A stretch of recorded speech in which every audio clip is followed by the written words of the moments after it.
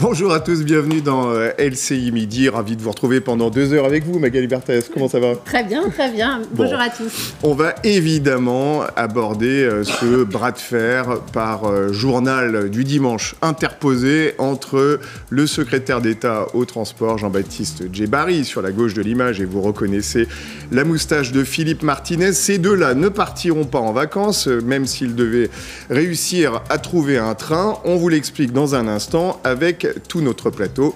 Mais avant cela, c'est l'essentiel de l'info avec vous, Magali. 25e jour de grève et le ton monte. En effet, le secrétaire d'État au transport, Jean-Baptiste Djebbari, monte au front. Il accuse la CGT de pratiquer un syndicalisme de blocage, voire d'intimidation. Contre-attaque immédiate de Philippe Martinez. Justine Fraissinet. Dans le JDD ce matin, Philippe Martinez accuse le gouvernement de jouer le pourrissement du mouvement contre la réforme des retraites. En réalité, c'est le gouvernement qui organise le bordel. Il fait pleurer dans les chaumières pour jeter le discrédit sur les grévistes. Réponse du gouvernement, page suivante. Jean-Baptiste Djebbari pointe du doigt le syndicat. Pour le secrétaire d'État au transport, la CGT pratique blocage et intimidation et joue la chaise vide, empêchant tout compromis. Une nouvelle passe d'armes après celle de la veille par médias interposés. J'observe qu'après avoir combattu les réformes des retraites depuis 20 ans, la CGT nous dit maintenant que le système de retraite actuel est le meilleur du monde. Monsieur Djebbari, il faut qu'il ouvre les yeux et qu'il ouvre ses oreilles. Et effectivement, nous avons combattu les réformes précédentes, sûrement des amis à lui, qui ont consisté à affaiblir le système actuel. Reprise des négociations entre la CGT et le gouvernement le 7 janvier. Philippe Martinez assure n'avoir aucune nouvelle de l'exécutif depuis le 19 décembre. Le gouvernement cherche à déminer le terrain et négocie maintenant profession par profession. Les danseurs de l'Opéra de Paris, vous le savez, sont en grève. Ils leur proposent que le nouveau texte ne s'applique qu'aux nouvelles recrues à partir de 2022. Et les danseurs ne sont pas les seuls à avoir obtenu des concessions. Militaires, policiers, pilotes. On va faire le point avec Yael Chambon. Quand on est militaire, on ne touche pas la retraite. On a une pension. C'est différent. La semaine dernière, en Côte d'Ivoire, le président veut rassurer ses troupes. Les militaires ne seront pas concernés par le régime universel. Exposés au danger, ils continueront à toucher leur pension après 17 années de service, avec un âge de départ à 41 ans en moyenne. Les autres métiers jugés à risque conserveront également leurs régimes spéciaux, comme les policiers, les gendarmes, les pompiers et le personnel pénitentiaire. Dans les airs, les pilotes ont obtenu un maintien de leur âge de départ à 60 ans. Et en haut de leur tour de contrôle, les aiguilleurs vont eux aussi conserver leur régime. Tout comme les routiers, qui peuvent partir en retraite anticipée à 57 ans. Le gouvernement a aussi assuré aux marins-pêcheurs que la réforme reconnaîtra les spécificités de leur métier. Un régime spécial qui leur permet de quitter le navire à 55 ans, après 37 années et demie de cotisation. Et pendant ce temps, les cagnottes se remplissent. La CGT annonce avoir récolté plus d'1,5 million d'euros de dons pour aider les grévistes à tenir. Et ce n'est pas la seule collecte. Sur Internet ou dans les manifestations, les appels à la solidarité se multiplient pour compenser les baisses de salaire. Justine Fraissinet avec Julie Janus. Dans le cortège parisien hier, de nombreuses petites boîtes rouges comme celle-ci. C'est un pot commun qui va aider les grévistes à éventuellement payer leur journée de grève. On sait que ce ne sera pas assez, mais au moins un petit geste des citoyens qui nous soutiennent. Vous voyez, la caisse commence à se remplir. C'est vraiment un soutien moral. Ça nous apporte beaucoup de soutien moral. En grève depuis le 5 décembre, ces deux chauffeurs de bus estiment avoir déjà perdu entre 900 et 1 000 euros sur leur salaire. Plus loin, un autre conducteur, non gréviste lui, met aussi la main à la poche. Il faut les soutenir, ouais, par tous les moyens possibles, même si là je travaille par moment, il faut quand même les soutenir. Un élan de solidarité inédit pour les syndicats, avec une moyenne de 2000 dons par jour selon les organisateurs. De petites sommes parfois symboliques, mais aussi des chèques de plusieurs centaines d'euros. La somme récoltée sera distribuée aux salariés en grève, syndiqués ou non syndiqués, de la manière la plus équitable possible. Et côté trafic, c'est toujours aussi perturbé sur les rails. 6 TGV sur 10 en circulation aujourd'hui, 4 TER sur 10, un Transilien sur 5, 3 Intercités sur 10, et vous le voyez, 7 Ouigo sur 10. En revanche, il y a une bonne nouvelle quand même pour les parents. Le service Junior et compagnie, qui permet aux enfants de prendre le train seuls, est assuré aujourd'hui. C'est une promesse de la SNCF. Gare du Nord, on retrouve Mathieu Desmoulins avec Julie Janus. Exactement, les premiers enfants ont pu prendre le chemin du retour, le service Junior et compagnie qui permet aux enfants non accompagnés de prendre le train a été rétabli en milieu de semaine. Souvenez-vous, la semaine dernière, la SNCF avait dû affréter 14 TGV spécialement pour les enfants pour qu'ils puissent rejoindre leur famille pour les fêtes. Cette fois-ci, donc, le service est rétabli à la normale. Les enfants ont la possibilité de prendre n'importe quel TGV inouï doté de ce service, c'est-à-dire où il y a des voitures réservées et des accompagnateurs pour voyager avec eux. Au total, sur l'ensemble du réseau, aujourd'hui, la SNCF attend 950 enfants qui vont profiter de ce service. Des chiffres bien moindres par rapport au week-end dernier, puisqu'on le rappelle, pour certains enfants, il reste encore une semaine de vacances avant de reprendre le chemin de l'école. Et en plein conflit social, le gouvernement va-t-il prendre le risque de baisser le taux de rémunération du livret A? C'est le placement préféré des Français. D'ici quelques semaines, il pourrait atteindre son niveau de rémunération le plus bas. Des députés de la majorité tentent d'alerter le gouvernement. Justine Sago. Faire passer la rémunération du livret A de 0,75% à 0,5%, c'est la décision que pourrait bientôt prendre le ministère de l'économie. Dès le 1er février, le taux n'est plus gelé et Bercy pourrait l'abaisser à son taux historique le plus bas. Le montant total maximum qu'on peut avoir, je crois que c'est 22 950 € sur un livret A. C'est effectivement les Français plutôt les plus aisés qui ont ce genre de situation-là, vont, je crois, avoir des intérêts qui vont être à hauteur de, normalement, à 0,75, qui vont être de 175 € ou un truc comme ça, et ils vont avoir 50 € de moins l'année suivante. Avec un taux d'inflation de 1% cette année, ce livret ne rapporte déjà plus grand-chose. Certains députés de la majorité s'inquiètent de la décision de Bercy et redoutent une erreur politique. Il nous faut rechercher un nouvel équilibre entre la rémunération qui, je le dis, n'est pas une rémunération qui cherche la spéculation, mais plutôt quelque chose qui serait autour de l'inflation, de garder ce pouvoir d'achat différé qui est placé dans cette épargne, et puis de l'autre côté, de faire en sorte que ça ne pénalise pas un certain nombre d'investissements qui sont réalisés grâce à cette épargne. En pleine mobilisation contre la réforme des retraites, cette décision pourrait s'avérer dangereuse pour le gouvernement. Aujourd'hui, 55 millions de Français possèdent un livret A. Elle a été nommée par Emmanuel Macron. Elle est au cœur d'une polémique sur son rôle en tant qu'ambassadrice des pôles. Ségolène Royal sera l'invitée d'Amélie Carrère ce soir à 18h. C'est en toute franchise sur LCI. À l'étranger, ça fait 7 mois que l'anthropologue franco-iranienne Fariba Adelka est détenue en Iran, accusée d'espionnage. Elle a commencé une grève de la faim, emprisonné aussi un autre chercheur français, Roland Marchal. La France a convoqué vendredi l'ambassadeur d'Iran à Paris pour dénoncer des détentions intolérables. Téhéran réplique et dénonce l'ingérence de Paris. Et puis on va terminer ce journal avec cette grosse frayeur pour ce dépanneur dans l'Alaska. Regardez, c'était le jour de Noël. Et vous le voyez, il a failli être percuté par la voiture en arrivant en sens inverse. Elle l'a quasiment frôlé. Le gouvernement local, depuis, utilise cette vidéo pour appeler à la prudence les automobilistes sur les routes enneigées. Voilà, on se retrouve dans un instant pour le débat. On reviendra bien sûr ensemble sur ce bras de fer entre le gouvernement et la CGT. À tout de suite.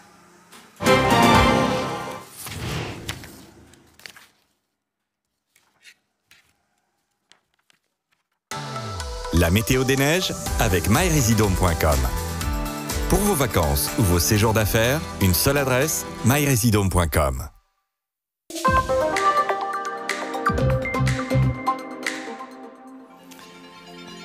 Un temps bien ensoleillé aujourd'hui sur l'ensemble de nos montagnes. Une belle journée d'hiver avec du soleil et des températures parfois inversées. Il fait ainsi plus froid dans les fonds de vallée qu'en altitude avec l'air froid bloqué par l'anticyclone près du sol. 20 cm de neige en bas des pistes d'Autran, 50 cm en haut. Un enneigement qui reste très bon du côté des Alpes. Même chose en remontant d'ailleurs vers les Alpes du Nord, près des Saisies avec plus de 90% des pistes ouverte.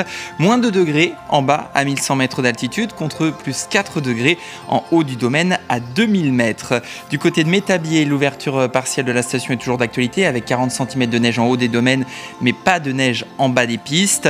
Même chose d'ailleurs du côté des Vosges mais aussi du Massif central avec 50% du domaine ouvert à Superbès, 25 à 30 cm de neige sur les pistes. Et puis dans les Pyrénées, le risque d'avalanche est limité, 2 sur 5 avec un temps là aussi généralement bien ensoleillé tout au long de la journée. Toutes ces informations sont à retrouver sur l'application.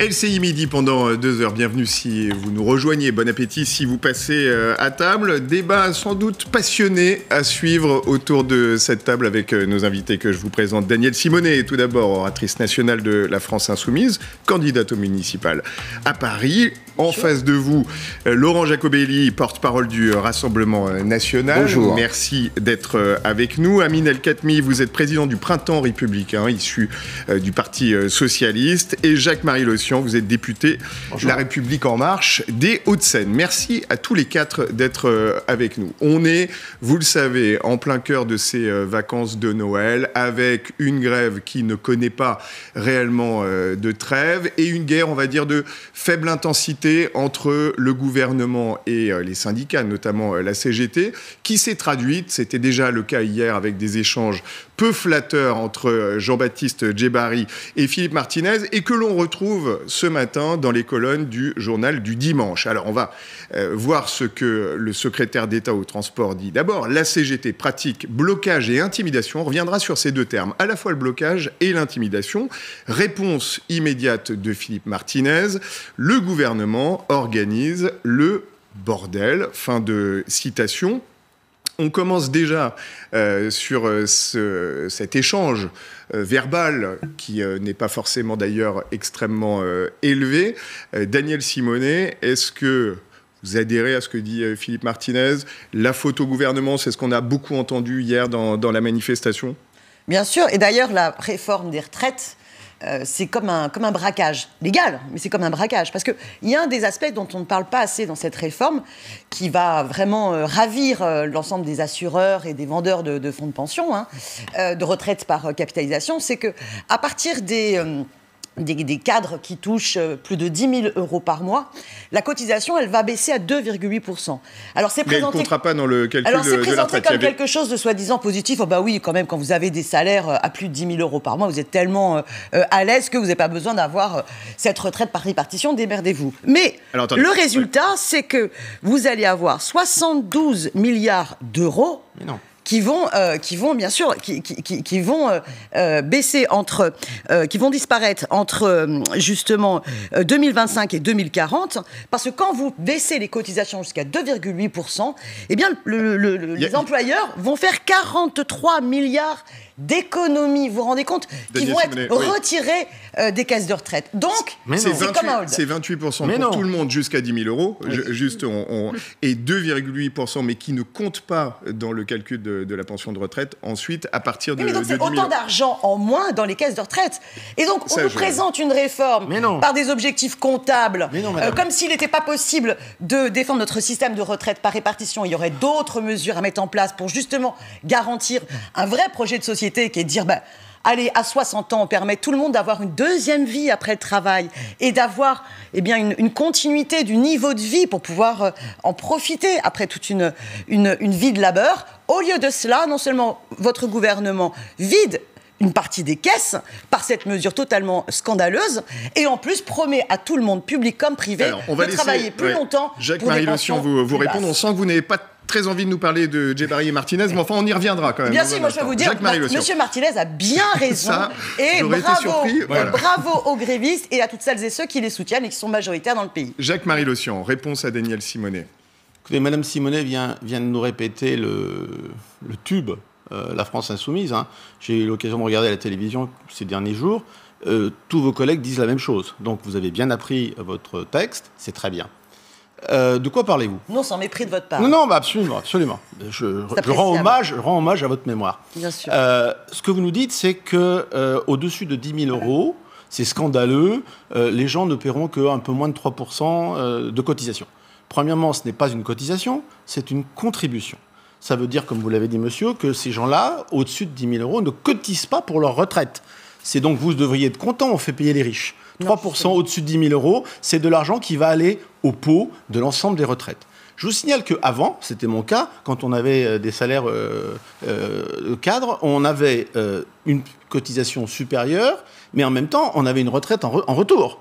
Donc je vous signale quand même que si ces gens-là vont donner 3%... Ce sera le cas encore, hein, non, mais je veux dire, avec le système par points. J'entends, mais dans le système futur, si ces gens-là payent 3% au-dessus de 10 000 euros, ils n'auront rien à retour. Aujourd'hui, quand on cotise au-dessus de 10 000 euros, on a à terme une retraite en retour. Donc l'argent dont vous parlez, il n'est pas dépensé dans le futur système, puisque les gens n'auront rien cotisé et n'auront droit à aucune retraite lorsqu'ils ont plus de 10 000 euros. Donc ce que vous racontez, c'est n'importe quoi, mais c'est normal, on a l'habitude avec la France insoumise. Non, c'est pas n'importe quoi, et vous le savez très bien. C'est tout à fait n'importe quoi. Quand on réduit à 2,8% la cotisation, eh bien, de fait... Ce n'est pas une cotisation, madame. Le principe même de la solidarité. Ce n'est pas une cotisation. Votre logique et votre projet société, c'est le chacun pour soi. Mais madame, c'est l'individualisation. Une cotisation. Donc, les plus hauts salaires ne participent plus à la solidarité collective. C'est faux. On reviendra dans le fond du débat. Les gens qui nous écoutent doivent savoir que, premièrement, madame, ce n'est pas une cotisation.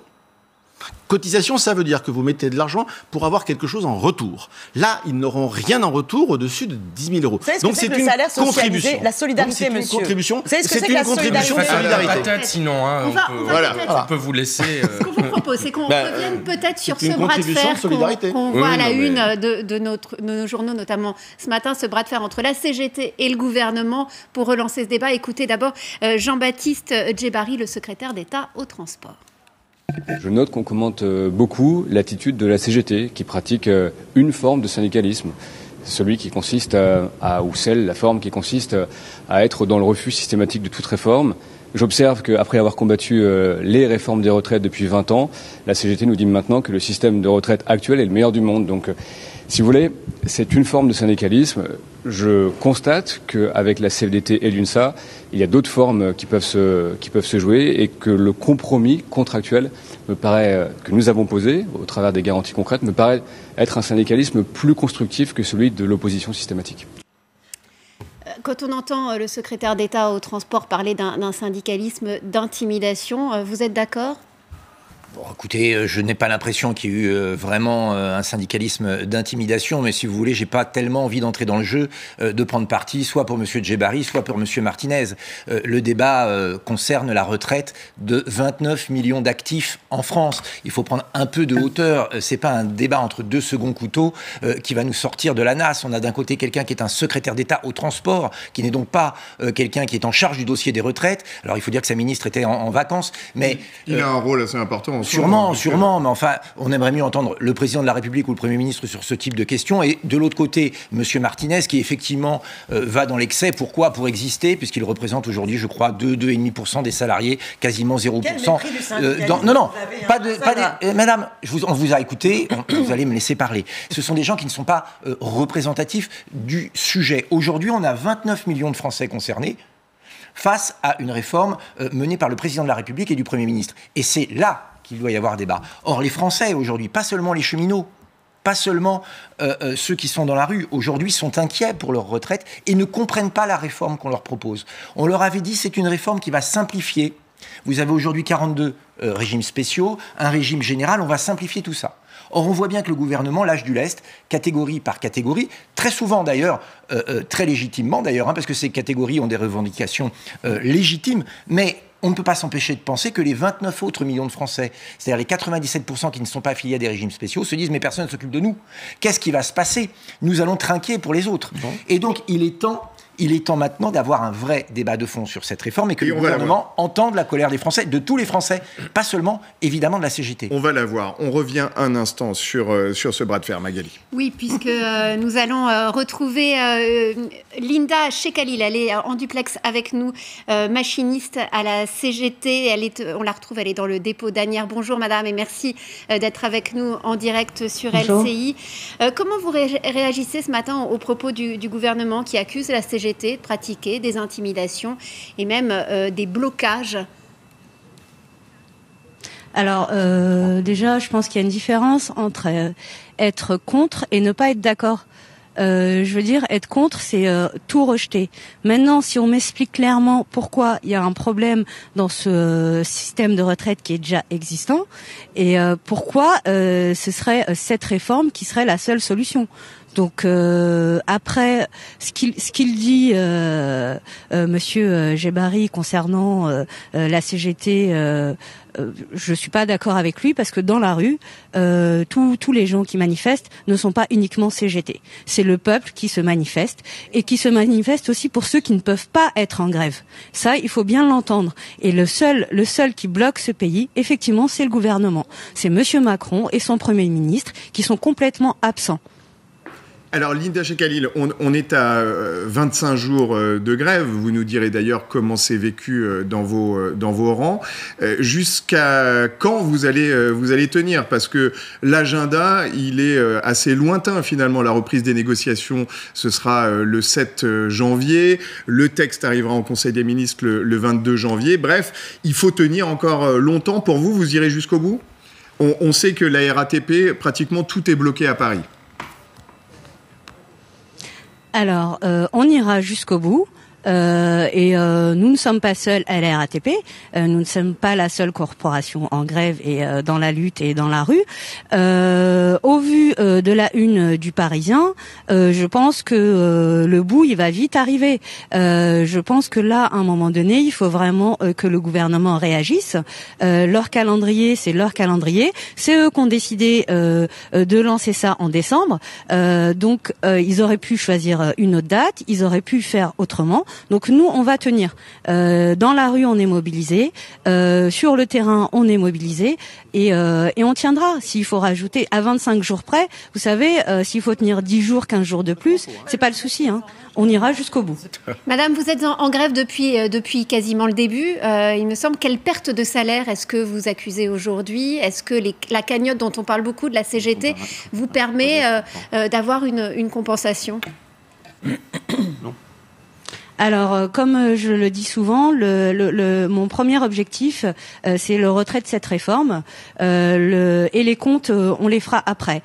Pour ma part, c'est simple. Je suis en grève depuis le 5 décembre, 25e jour. Exactement, je vais perdre 69,50 € par jour.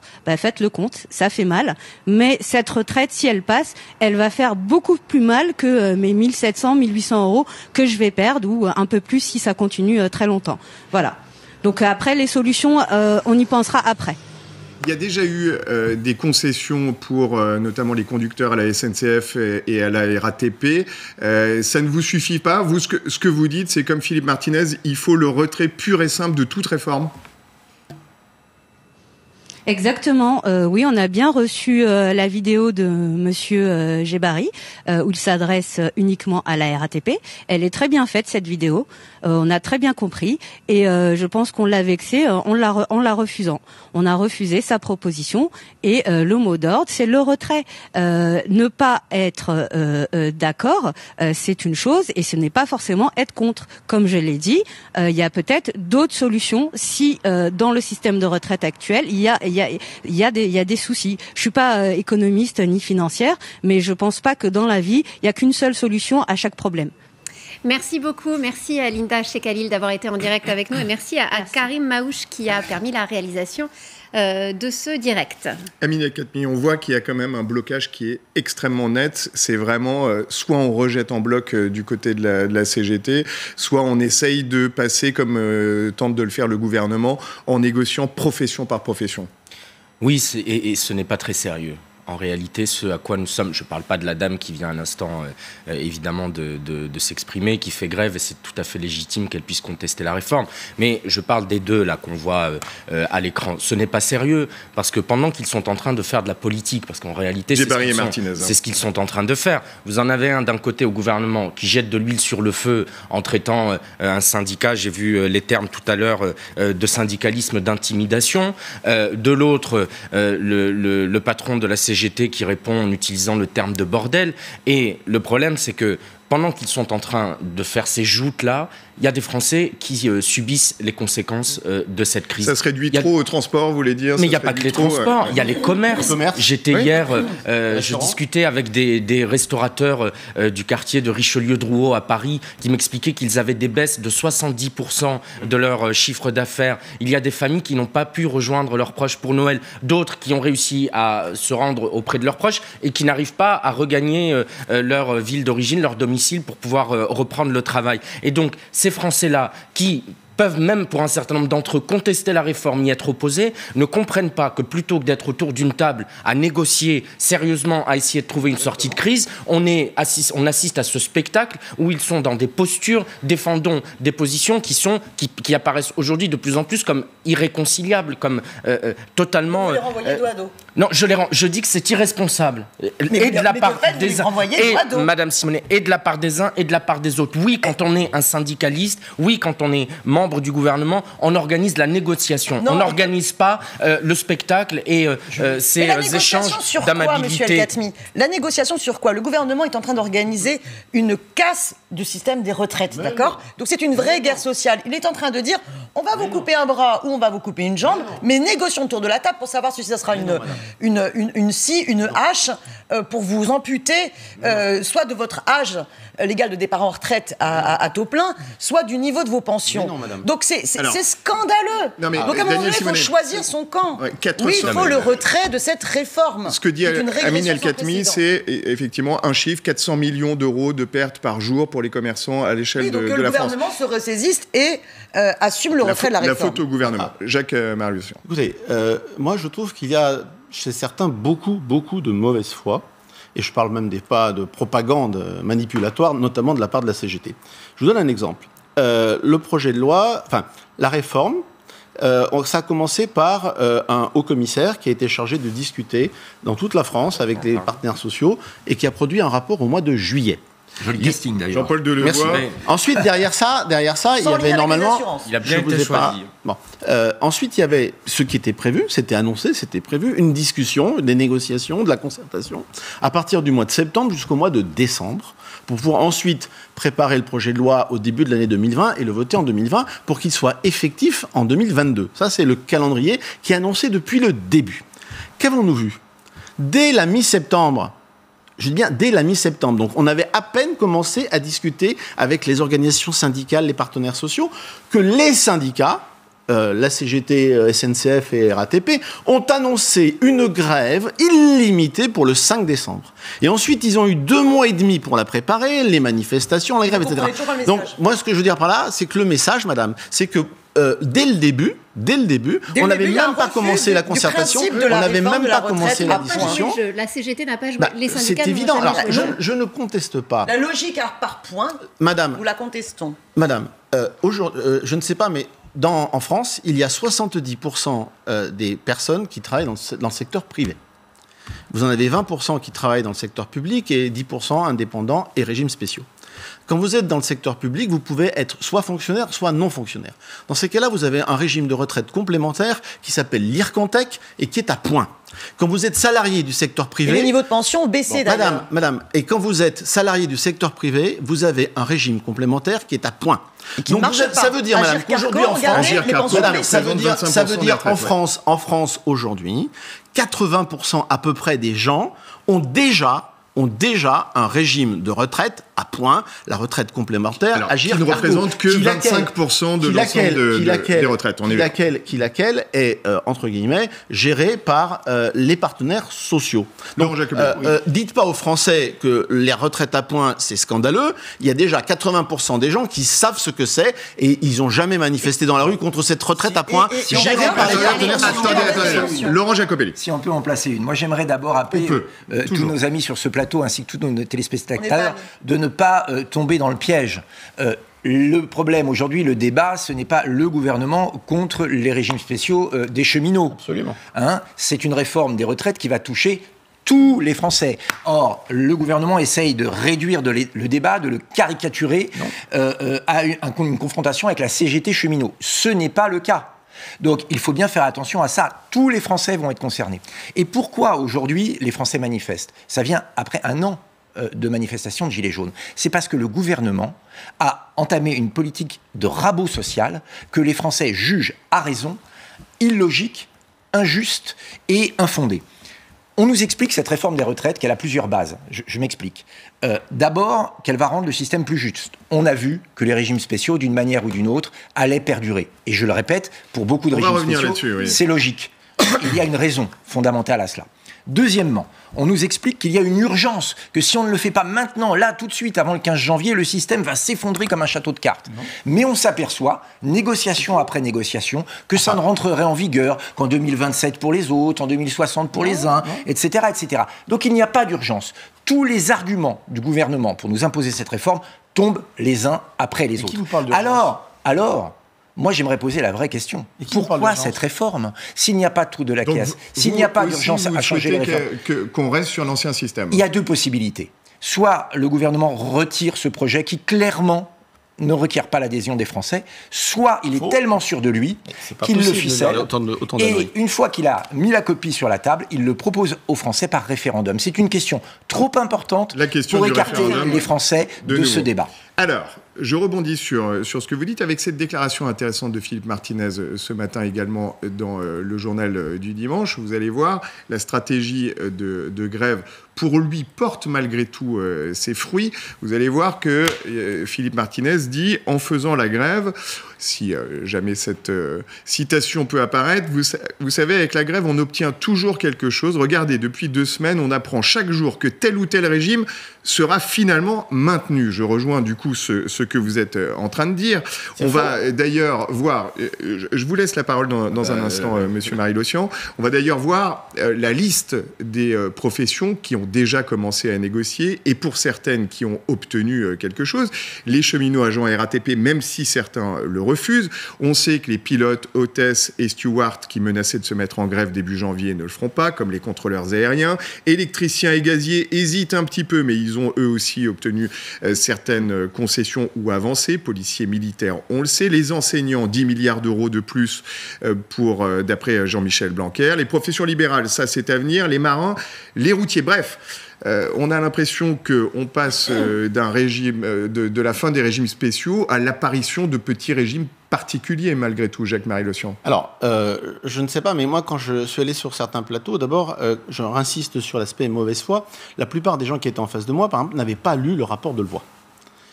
Que disait le rapport de Levoy? C'était des préconisations.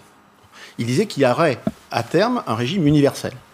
Régime universel ne veut pas dire... On en est loin. Là, on est très loin de l'universalité. On en est loin. Franchement, vous vous moquez du monde avec ce terme. Vous voyez bien. Madame, il y a autant de régimes spéciaux que de tranches d'âge qui va être provoqué par leur réforme. Je ne vous ai pas interrompu, si vous pouvez me laisser finir ma phrase. Ne serait-ce que ma phrase. Hein. Oui, vu votre mépris...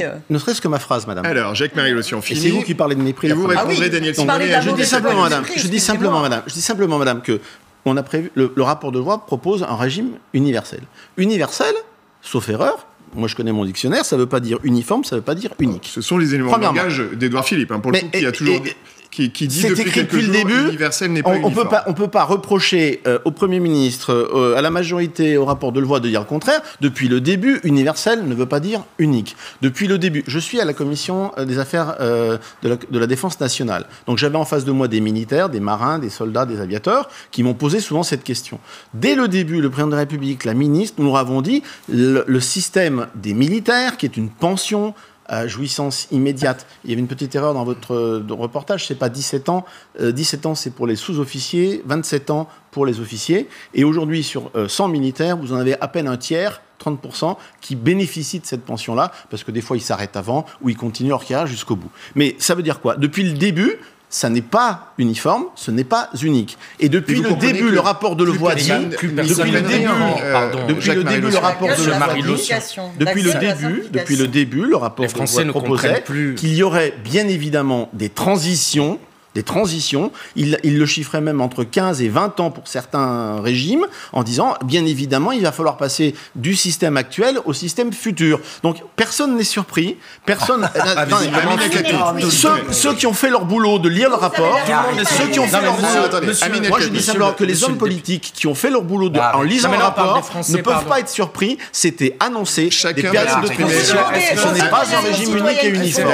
De lire le rapport, voilà. Votre regard, c'est c'est de dire qu'on n'a qu'à relire le rapport et c'est pour ça qu'on... Non, mais au moins le lire, madame. Au moins le lire.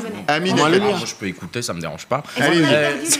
Non, mais vous parlez comme un parlementaire et c'est normal, comme un député qui a lu le rapport, qui s'est intéressé au sujet depuis longtemps. Merci. Mais oui, mais mettez-vous à la place du Français qui nous regarde, absolument, du téléspectateur qui n'est pas député, qui n'est pas à la commission dans les commissions parlementaires, qui n'a pas lu le rapport de Delevoye, parce que pardon, les Français ils disent pas les rapports parlementaires et personne ne peut leur en tenir rigueur. Qu'est-ce qu'ils retiennent? Ils retiennent un message totalement illisible d'un gouvernement qui donne l'impression d'être totalement acculé et de donner tous les jours aux uns et aux autres pour tenter de calmer les protestations et de calmer les menaces de grève, parce qu'on imagine que si les contrôleurs aériens se mettent à l'arrêt, si telle profession se met à l'arrêt, ça va rajouter encore plus de chaos à la situation que l'on connaît. Donc le message est illisible. Politiquement, il est incompréhensible pour les Français. Et sans doute que dans toutes ces professions, évidemment, en termes de pénibilité, on peut imaginer, quand vous êtes militaire, quand vous êtes pompier, quand vous êtes, y compris policier, il y a des professions qui sont évidemment plus pénibles que d'autres. Sur la pénibilité. Et soignants à l'hôpital. Et qui peuvent, les personnels soignants, évidemment, qui peuvent justifier en termes de pénibilité du travail, en termes de santé. Il y a des gens qui, à 50 ans, 55 ans, sont totalement fracassés physiquement parce que pendant 20 ou 25 ans, ils ont exercé des métiers pénibles et physiques. Donc, ça peut justifier effectivement qu'il y ait des exceptions. Mais le message qui est envoyé par le gouvernement depuis maintenant une dizaine de jours, ou 2 semaines, quasiment tous les jours, il y a une profession qui se voit attribuer une contrepartie, entre guillemets, c'est incompréhensible pour les Français. Laurent Jacobelli. Oui, attention au retour de bâton, parce que le gouvernement négocie catégorie par catégorie, mais je répète qu'il ne faudrait pas qu'il y ait 95% des Français qui ne sont pas concernés par ces particularismes, qui se disent « mais nous, on va payer 2 fois. On va payer parce que la nouvelle réforme, on va cotiser plus longtemps pour recevoir des retraites plus faibles, et en plus, on nous annonce des dépenses supplémentaires parfois qui vont venir sur nos impôts. » Donc il ne faudrait pas qu'il y ait des doubles perdants, même si, je le répète, un certain nombre, voire la grande majorité des régimes spéciaux ont une raison. On parlait des militaires, on parlait des pompiers, etc. Bien évidemment. Deuxièmement, cette réforme, elle avait 3 piliers. Le décalage de l'âge de la retraite, le fait d'être à point et le fait d'être universel. Universel, je pense qu'on a démonté l'argument tous ensemble. On était à 42 régimes spéciaux, on sera à 42 fois 3, parce qu'il y a 3 âges maintenant concernés, 3 tranches d'âge concernés. Donc ça fait 120 régimes entre ceux qui sont nés avant 75, etc. etc. Bref. C'est votre calcul. Non, il y a 3 personnes. C'est votre démonstration. Hein. Si je peux me permettre, je vais l'expliquer. Il y a ceux qui rentrent au marché du travail en 2022 qui s'appliqueront pleinement, ceux qui sont nés avant 75 et qui ne sont pas touchés, ceux qui sont nés après 75 et qui auront un double régime en fonction des dates. Donc ça fait bien 3 cas d'âge particuliers multipliés par 42 régimes. Il y a même d'autres âges. Et il y en a d'autres. Donc vous ferez le calcul. On n'a rien simplifié. L'âge de la retraite, c'est une fumisterie. Là encore, c'est un leurre. On nous amène à débattre sur l'âge de 64 ans. Mais très franchement, aujourd'hui, la moyenne de départ, de cessation d'activité des Français, avec le problème de chômage des seniors, c'est 58 ans. Oui. Le chômage des seniors, des plus de 55 ans, en 10 ans, a augmenté de 179%. Il n'y a que 30% des Français de 62 ans qui travaillent. De fait, les gens arrêtent de travailler aujourd'hui en moyenne à 58 ans. Donc qu'est-ce qui nous reste? La retraite à points, parce que c'est ça que le gouvernement veut nous imposer. Pourquoi? Pour avoir un point flexible et pouvoir demain baisser le point et baisser le montant des retraites. C'est pas ce que dit le gouvernement. La vraie raison, elle est là et personne n'ose dire. J'ai d'autres fantasmes, on n'en parlera pas ici. Personne n'ose dire, les yeux dans les yeux aux Français, le vrai problème, c'est que on va baisser leur retraite. Daniel Simonet et la réponse de Jacques-Marie Le Sian ensuite. Il faut bien comprendre qu'il y a un double objectif de la part du gouvernement. D'abord, il est vraiment au service du MEDEF. Vous vous souvenez de cette phrase de M. Kessler, ancien président du MEDEF, qui disait « Il faut absolument remettre en cause un à un les acquis du Conseil national de la résistance. » Et notre système de retraite par répartition est hérité de 45 d'Ambroise Croizat qui a instauré ce système de solidarité. Non, pas Croizat. Par contre, bien sûr que si, monsieur. Non, madame. Ensuite, deuxième objectif. Donc, premier objectif, on casse l'idée du système de retraite par répartition en diminuant les cotisations patronales. Ça, ils le font, le gouvernement le fait de fait sur les cadres pour les salaires de plus de 10 000 euros. Et ensuite, on crée les conditions où vous avez besoin comme vous risquez de partir plus tard à la retraite et avec une pension moins importante, vous avez donc besoin d'avoir des retraites par capitalisation pour compléter. Donc, c'est pour ça que cette réforme, elle est directement inspirée par les assurances, et on a vu toutes les affaires, que ce soit le lien entre Monsieur Delevoye ou les BlackRock qui essayent de faire leur influence sur la part de ce gouvernement. Et ce gouvernement est en fait un gouvernement lobbyiste. Regardez le dernier scandale en date. Cédric O, secrétaire d'État au numérique depuis 2019, on apprend par exemple que jusqu'en 2017, il travaillait pour le groupe Safran, et l'expérimentation de la reconnaissance faciale, elle va être accordée à qui? À cette même entreprise. Donc on voit bien dans tous les secteurs à quel point votre gouvernement est en lien direct avec les lobbies. Et sur la réforme des retraites, c'est directement ça. On voit le lien direct avec les assurances, avec les retraites par capitalisation. Mais vous mélangez n'importe quoi. Oh non, pas du tout. La logique lobbyiste est vraiment... Attendez, Daniel Simonet, on va laisser Jacques-Marie Le Sian répondre. De votre conception de la start-up Nation France. Bon, ce qui est embêtant, c'est qu'on ne peut pas discuter avec vous. Premièrement, Monsieur O, il a parfaitement le droit de travailler, il a parfaitement le droit de travailler chez Safran. D'accord? Oui ou non? Oui. Et ça ne vous choque pas qu'il puisse ensuite proposer l'expérimentation à la même entreprise pour laquelle il travaillait juste avant? Ça vous semble pas scandaleux? Est-ce que vous connaissez ce marché? Est-ce que vous connaissez ce marché? Vous savez, je suis opposée, on s'éloigne vraiment du débat sur les retraites. À cette expérimentation totalement liberticide. Nous avons la chance d'avoir en France un leader mondial sur ces questions-là, d'accord? Donc c'est normal. Nous avons la chance d'avoir des libertés fondamentales. N'importe qui connaît le sujet vous dirait que c'est tout à fait normal que Safran puisse récupérer un projet sur cette question-là, parce que Safran est un leader mondial. Donc avec vous, on ne ferait jamais rien. Moi, j'aurais pas eu le droit de travailler dans l'informatique. Si demain je vote une loi qui a un rapport avec l'informatique, j'ai pas le droit de la voter, au motif que j'ai travaillé 35 ans dans l'informatique. Mais à ce moment-là... Alors, laissons ce débat sur Cédric O, Safran... Non, mais c'est le débat, en fait, sur le lobbyisme, c'est typique de ce gouvernement, complètement oligarchique. Sur certaines questions.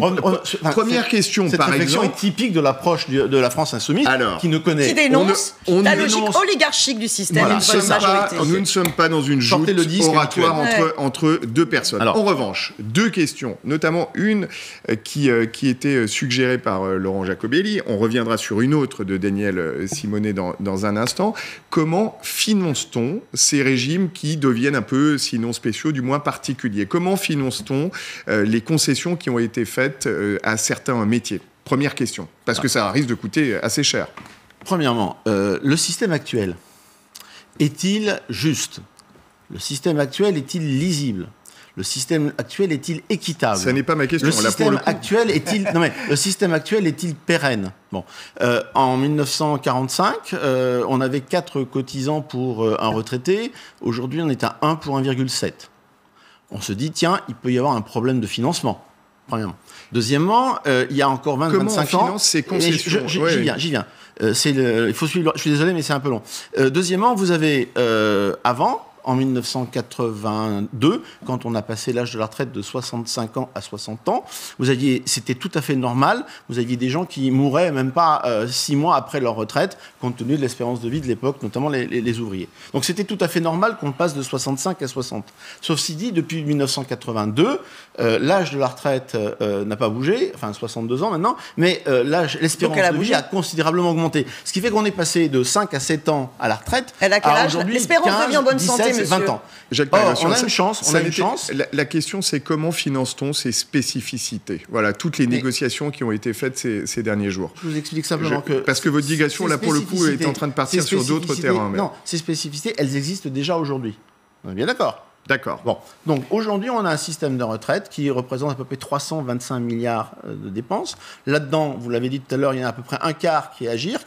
Un quart, il ne faut pas mal oublier, qui est la notion de solidarité, c'est-à-dire toutes les aides, pensions de reversion, enfants, etc. Et le reste, c'est CNAV et régime complémentaire. Et 41 régimes. Ça représente, c'est passé en quelques années de 5-6% du PIB à 13,8-14%. Si on part de cette... Et ça, ce sera maintenu, 14% du PIB. C'est pas que ce sera maintenu. C'est pas que ce sera maintenu. Mais comment c'est financé? Comment c'est financé? Le rapport de Delevoye...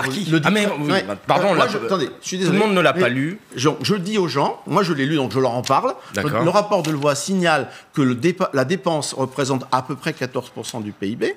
Et si les choses ne changent pas, la démographie reste ce qu'elle est, la tendance démographique et reste non, ce qu'elles justement. sont, on aura la capacité de financer toujours, à l'horizon 2040-2050, environ 14% du PIB. Et c'est là où il y a la rupture historique. C'est là où vous mettez en place une rupture historique. Mais pas du tout, madame.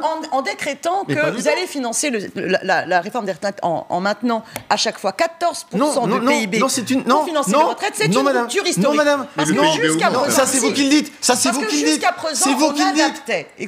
Non, mais attendez, j'étais en train de finir ma phrase. C'est vous qui le dites. Fini, votre non, madame. Je n'avais pas fini. Moi, je fais du Proust. Merci. Ah oui, j'ai une autre conception du Proust. Alors que certains nous disent, qui n'ont pas lu le rapport de loi, que l'on veut fixer à 14% maximum une limite. C'est totalement faux. Non. Lisez le texte. On ne parle pas d'une limite, on dit simplement. Et c'est assez simple. Je vais revenir là-dessus. L'embarras. C'est pas une limite. La rupture historique. La rupture historique de ce gouvernement. C'est vous qui parlez de rupture. C'est vous qui parlez de rupture. Une autre conception. C'est faux, madame. Une autre conception de la prise en compte de cet âge de la vie qui est quand on arrive en retraite. Jusqu'à présent, on adaptait les ressources financières pour pouvoir garantir à toutes et tous une retraite digne. Là, avec ce projet de réforme, on fixe à 14% du PIB, alors que non, madame. Madame, je suis désolé, je ne sais pas comment vous le dire. D'avoir bac plus 15, madame, que chacun va avoir une part du gâteau plus petite. Faux, madame. Alors que ce gouvernement refuse de prendre en compte la redistribution des richesses. Faux, madame. Stop. Madame, merci. Non, parce que essentiel. On a peut-être nous aussi des points essentiels. Oui, alors juste un détail. Quand il y a un débat, il y a les pour et les contre, et en général, on donne autant de temps aux pour qu'aux contre. Alors pour là, je voudrais tâcher de répartir la parole. Je vous laisse le choix de répartir la parole. Ce que vous dites est totalement faux, madame. Je peux vous le montrer tout de suite. On va chercher le rapport de loi. Personne, madame, personne. Vous êtes vraiment une majorité de menteurs. Voilà. Alors, madame. Vous êtes vraiment une majorité. Madame, vos collègues à l'Assemblée. Monsieur le député, je me demandais, s'il vous plaît, c'est vous qui dites 14%, je mets tout le monde au défi sur ce plateau de me démontrer, de me trouver la ligne où il est dit qu'on allait le limiter à 14%. On a compris le désaccord entre vous. Laurent Giacobelli, et on reviendra sur la question du point qui a été évoquée par Daniel Simonet tout à l'heure, comment on garantit le point. Mais d'abord, Laurent Giacobelli. Je comprends l'énervement de monsieur le député qui nous noie sous des détails techniques pour ne pas avoir à affronter l'évidence. Cette réforme des retraites est inutile. Non. Et injuste. Non. Inutile, pourquoi ? Parce qu'il n'y a pas de problème de financement de retraite. Mais on le fait pas pour ça. Il y a un problème de cotisation et d'abondement qui vient d'où ? Qui vient d'abord que certains ne payent pas leurs cotisations. C'est par exemple le cas des 525 000 travailleurs détachés, mais surtout qu'il n'y a pas assez de création d'emplois, même si vous satisfaisez des chiffres du chômage. Il n'y a pas de problème pour l'instant, mais on sait qu'à terme, il y en aura. Non, pas forcément. Pas forcément, parce qu'une fois encore, il y a le phénomène des baby-boomers qui va s'estomper. Bref, il peut y avoir un problème pendant quelques années, mais je rappelle deux choses. D'abord, qu'en 2024, nous aurons fini de payer notre dette sociale. Je vais essayer, monsieur le député, de ne pas être trop technique, mais ça veut dire qu'il y aura 24 milliards supplémentaires à partir de 2024 qui pourront venir abonder les caisses de retraite. Donc vous voyez, le problème de financement, on peut très facilement le contourner. On peut même le contourner en faisant la chasse aux 45 milliards de fraude sociale. Mais j'aimerais dire que tant qu'on n'aura pas... Tant qu'on n'aura pas... Tous.